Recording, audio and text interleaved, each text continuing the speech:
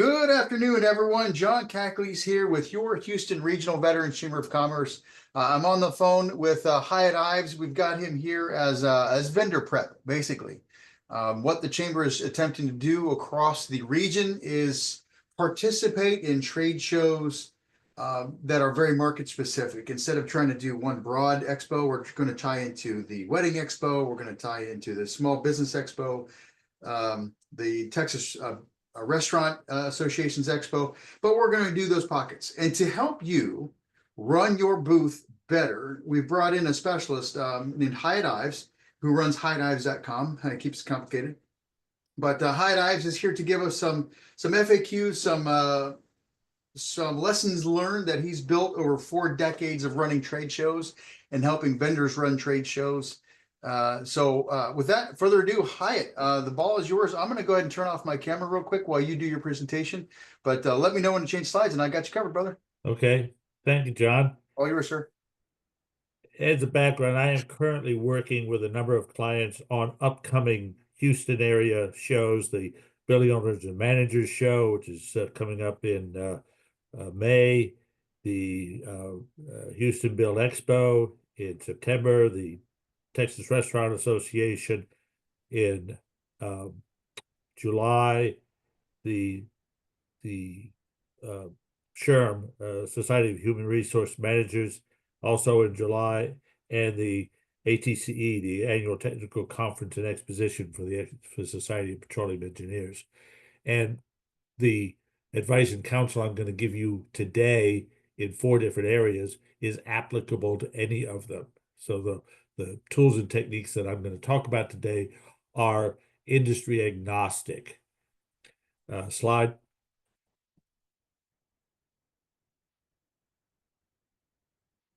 We're going to look at 4 simple steps to success in the business-to-business trade show world.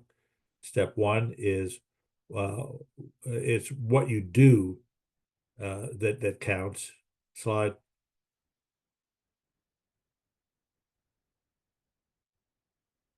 It's what you show that is important. Slide 3, it's how you qualify people. And then slide again, it's how you follow up. So these are the 4 areas we're going to look at: what you do, what you show, how you qualify. It's what you do that counts. Slide.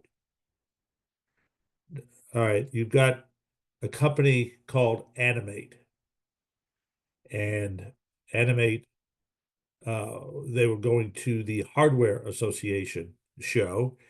They had a product that they wanted to put into hardware stores, and all in the mom and pop, the small hardware companies, shops came to this show. Well, their header said Animate, and Ma and Pa Fur that owned the local dry goods store, walking down the aisle. Well, what do you mean Animate?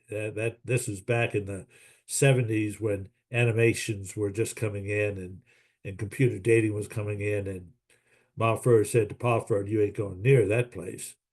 Well, they brought me on board, and their header turned into automatic pet feeders. Animate stood for Animal Mate, and their product was a large round bowl that had 4 hermetically sealed compartments that opened on Friday night and Saturday morning and Saturday night and Sunday morning. So you could go away for the weekend and leave Kitty or Poochie, and have them fed. So, and now Ma is saying to Pa, heck, all of our people, our customers have dogs, cats, hamsters, whatever. You better get over there. And they had a line waiting for people to get the Animate product. Next slide. Here's another one, Jones Enterprise. Of course, you obviously know what Jones Enterprise does. Slide. Differential pressure control equipment. That's the longest header I've ever put on any stand. But this was a oil and gas show in piping, and differential pressure control where you're taking high pressure to low pressure or vice versa. I literally had people stop in the aisle. You do that? I've been looking for somebody that does that. So in both cases, it was automatic pet feeder by Animate, differential pressure control equipment by Jones Enterprise. They didn't care who you are. They wanted to know what you did and what was in it for them. Slide. All right. It's what you show. Slide. You're all familiar with the 80-20 rule. 80-20 rule is 80% of your business comes from 20% of your output, or more specific, 20% of what you do uh, yields 80% of your profit. Slide. In that regard, clients whose booth I am working on are allowed to have no more than 3 of their products or services at any show. And I have a perfect example, a company here in Houston that had 10 products or services. And the year before, they had a sign with all 10 of them. Well, somebody would walk by and say, "Tell me about number 7." Well, unfortunately, number 7 was his loss leader product, the last one he wanted to talk about. But because they asked for it and he had all 10 of them up there, they were as much likely to ask about, number 6, number 8, number 10. So now, of those 10, depending on the audience they're talking to, it may be products 1, 2, and 5, or 1, 3, and 4. It's different lead products for different applications. And as such, the top 3 for the audience they were going after were all that they were allowed to show. Now, the president of that company that had 10 services, products and services, literally as they were opening the door, says, "Hi, this isn't going to work. It's not going to work." Within an hour, he was saying, "Thank you, thank you, thank you," because clients, prospects were coming up and asking about the 3 products that he was displaying, and then they would ask, "Well, what about?" and ask for some of the others, and he said, "Sure. In fact, we'll throw that in." So it's knowing what you're going to show and have it totally applicable to the audience that you're talking to. Slide. And the show specific, audience specific rule, I've sort of talked about that a little bit already. If you've got a range of products and you're serving multiple disciplines, multiple markets, then at that particular market's show, you want to be having the products that you have them show specific and audience specific. Slide. Your open-ended question. This, in fact, is where the guarantee comes in. Clients that work with me are guaranteed qualified leads from any business-to-business trade show, and they do it through an open-ended question. What is an open-ended question? Slide.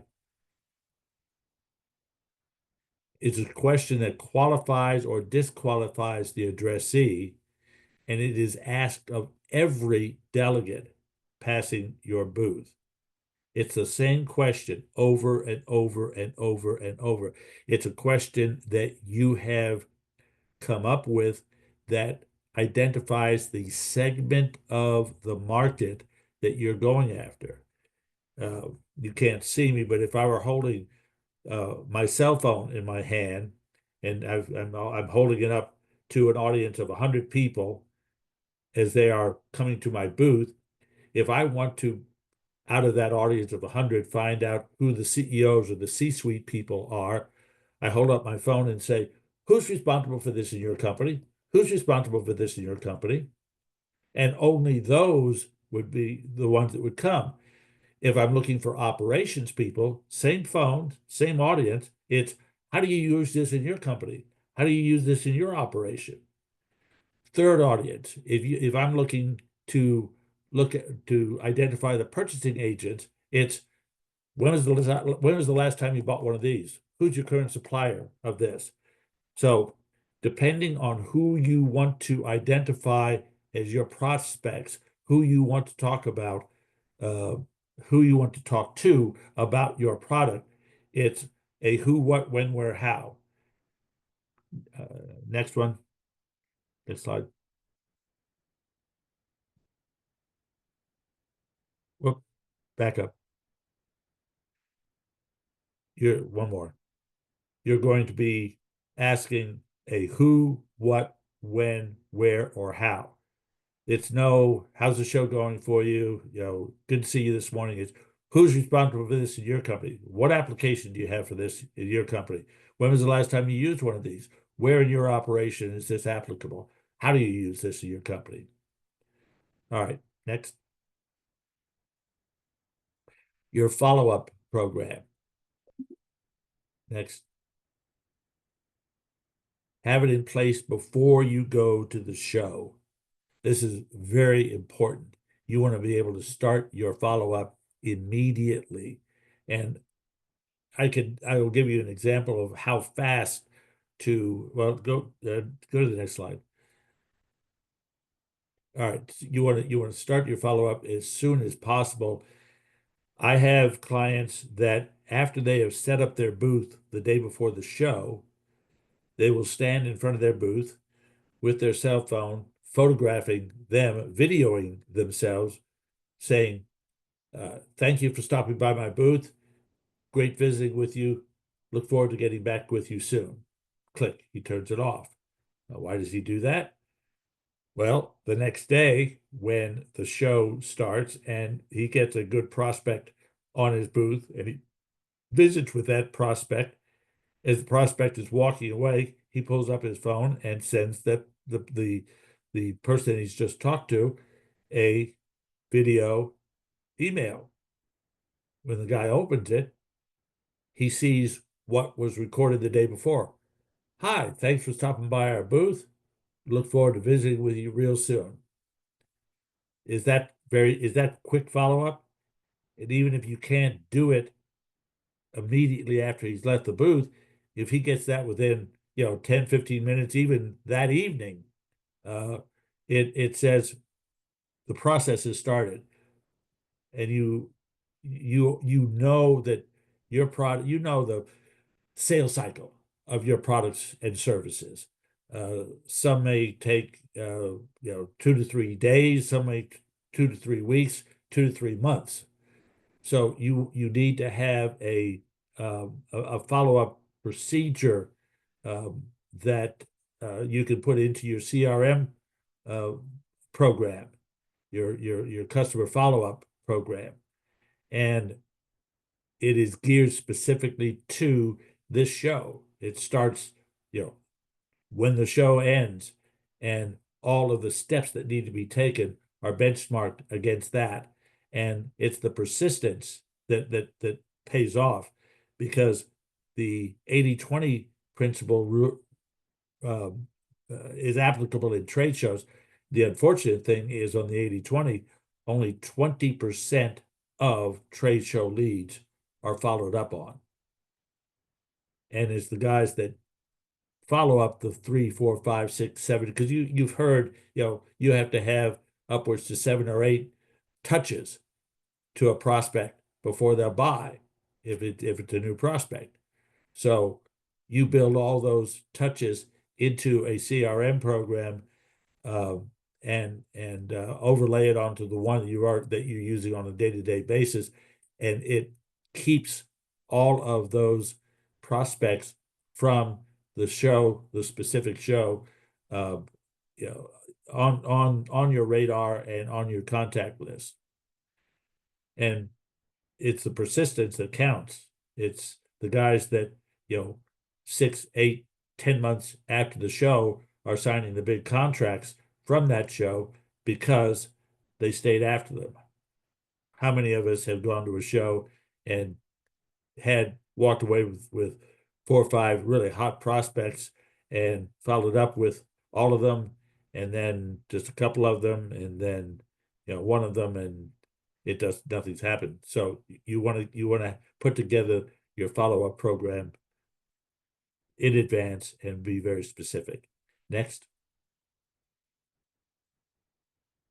So in review, and lagniappe, for those of you that know your Cajun French, lagniappe is that little bit extra. It's the powdered sugar on your beignet. So in review and with some lagniappe, next slide, please. It's what you do, it's what you show, it's how you qualify, and it's how you follow up. Next. For those of you who want more, the visual presentations, your open-ended question, your collateral material, if you'd like some assistance in making that happen. Next. For vets, and I did this for the members that participated in the Wings Over Houston show. I gave you and we'll give you a vet special of $300 to make all of that happen. Next. And with me on your stand, be $500. So basically, any show that I take you as a vet, I will help you put together the collateral material, the open-ended question, and the approach you're going to take for $300. And then with me on your stand at the event, it's $500. And with that comes the guarantee. You are guaranteed qualified leads. Next. At any given show, I can handle two vets or 2 clients. In fact, I did that at the after the Wings Over Houston show, where I had one vet company, 2 others I took to the bridal extravaganza, and split my time between the 2 of them, and both of them came away very satisfied and very anxious to move forward for the next one. Next. So that's me. That's an overview of what this is all about. You can get a hold of me at Hiett@HiettIves.com, and my phone number there is 832-372-6900. I'm very happy to work with you to identify shows to go into, and both primary and secondary shows. A quick example of that is have a client that has a hardware software product that goes into fire engines. So as they're leaving the station, they can call up the schematics of the office building, the warehouse, the home that they're going to. Well, obviously, I'm taking that company to the Texas Fire Chiefs Association show, but I'm also taking them to a much smaller show called the Emergency Vehicle Manufacturers Association. This is a show of the companies that build the fire engines, police cars, ambulances. And while the fire chief may not go to that show, his first lieutenant responsible for their 125 vehicle fleet is at that show. He sees us, he comes back to the chief and says, you need to sign off on this invoice for this product. Now, the fire chief may say, well, I remember seeing their booth at my show. Wasn't able to get over there, but yeah, let's do it. Right. And if he didn't see him, his lieutenant is telling him, here's what we need. So, it gets signed off on. So it's both primary and secondary shows. And sometimes they're done by the same organization. Those of you here in Houston and the oil patch know that the Offshore Technology Conference is the place that everybody needs to be at, so they say. Well, that's sponsored by the Society of Petroleum Engineers. And this year, there will be some 1,200 companies going after some 60,000 delegates over 4 days. SPE, 4 months later, in September or October, sponsors the SPE annual meeting, which is 400 exhibiting companies Huh. going after 16,000 delegates over 3 days. And the focus is much higher, and the percentage of audience that is likely to be your product or service buyer is much higher. So that's the Awesome. kind of stuff that I bring to the table for you. That's a With that, cascading series of success right there. So, Hyatt, I do have some quick questions about your presentation. Now, number one, you said, basically, does your name say what you do? And that's a very you'd think that'd be intuitive, but it's just not sometimes. Now, I guess the question is, do you rename the company or can you just rename the booth?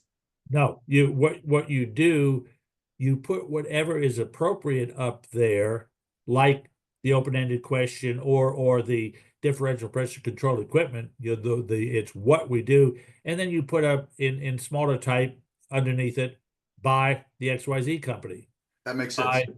your company. They don't really care what your name is. You could be the XYZ Whoopee company. If you've got a product or service that they want, they're buying the product or service. They don't really care about the name. So advertise what you do in the name. Yeah, no, Perfect. because too many companies, because they think their name is the important thing, they put a name that's unpronounceable or has absolutely nothing to do with what their what their product or service is, and people aren't going to stop if they can't identify that. So it's more important to tell them what you do. Tell them what you do before you tell them who you are. So you basically, as they're walking by, you basically have 3 to 5 seconds max where they get the glance at you and say, "Yep, I need to talk to that guy," or "No, I have no idea what they do, so I'm just going to keep moving." Exactly. Got it. Okay. And now, pushing all the way to number four, follow up, follow up, follow up.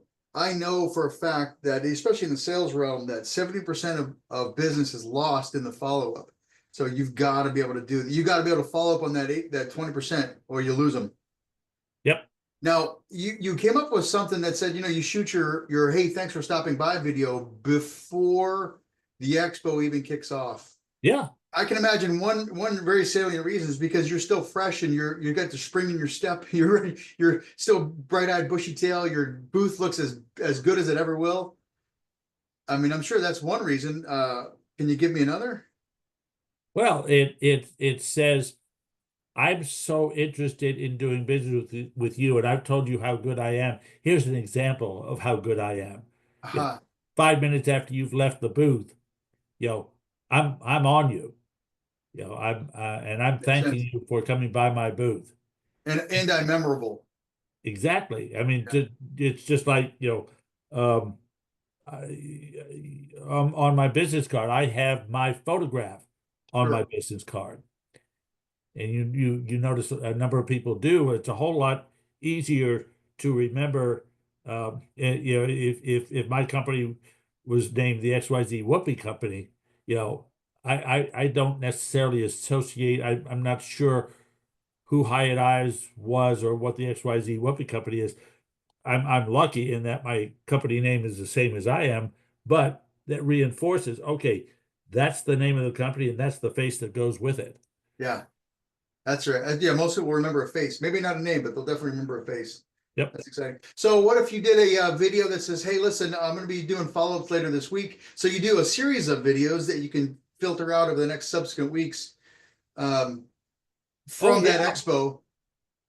Yeah, yeah, you can, as part of your follow is your weekly touches. If you want to do those as a video, oh, all the better. Hi, Yeah, it's me again. It's the old adage. There was a series of ads done by, I want to say it was Xerox, and it was an older man, CEO type, sitting at his desk, pushed away. His legs were crossed, his arms were crossed, and the caption said, who are you and how did you get by my minions? And Love it. what happens the next time you're there, well, his legs are uncrossed, but his arms are still crossed. Oh, it's you again. And the third time is, all right, let's talk. Uh-huh. Now, what that is saying is that a going to a trade show cuts out those first three True. opportunity, those first three approaches. You may have in your normal course of working and prospecting people managed to get into the guy's office. You've gotten past his secretary, you've got past his gatekeeper, his or her gatekeeper. But then you've got them as the next gatekeeper. They've got their own walls up. You prospect them at the show and you have them self-qualify themselves. You know, you ask them, Good you know, question. yeah, with your open-ended question. For instance, if I'm going after the operations people and I say, how do you use this in your operation? And they tell me, well, we use it to separate X from Y. Well, I set up a meeting with you uh, after the show, and I come into your office with a way to separate X from Y.